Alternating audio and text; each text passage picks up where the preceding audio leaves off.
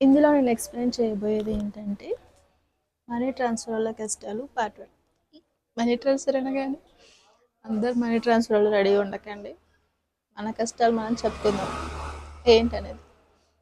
Okay.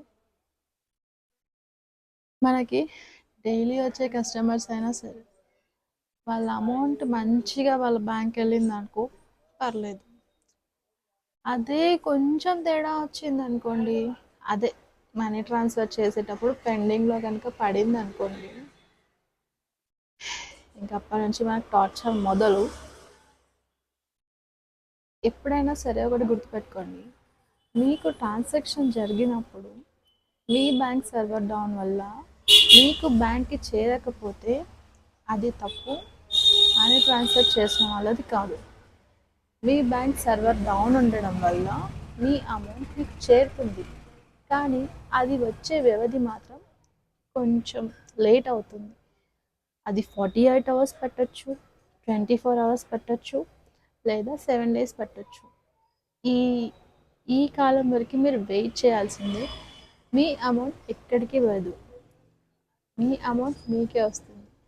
ఒకవేళ money transfer చేసిన వ్యక్తి దగ్గర పెండింగ్ అనే ఆప్షన్ ఉంటే తప్ప వాళ్ళకి రివర్స్ రాదు.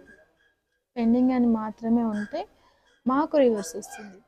అదే పెండింగ్లో లేకుండా సక్సెస్ అని వచ్చింది అనుకోండి, అది మీ బ్యాంక్ వరకు వెళ్తుంది. ఇది నేను ఎందుకు చెప్తున్నానంటే, ఒక కస్టమర్ వచ్చి వాళ్ళ అమౌంట్ 5000 అడిగింది. యాక్చువల్లీ మా దగ్గర అంతా సక్సెస్ ఉంది, కానీ వాళ్ళకు మాత్రం వెళ్ళలేదు. అతను మాత్రం రోజు వచ్చి ఒక టార్చర్ చూపిస్తున్నాడు అనుకోండి.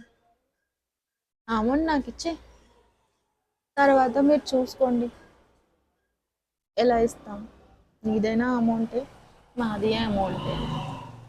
సో ఇలాంటి ఇబ్బంది పెట్టకండి, కాస్త ఆగండి, వెయిట్ చేయండి, తర్వాత మీ అమౌంట్ మీకు వస్తుంది. Thank you.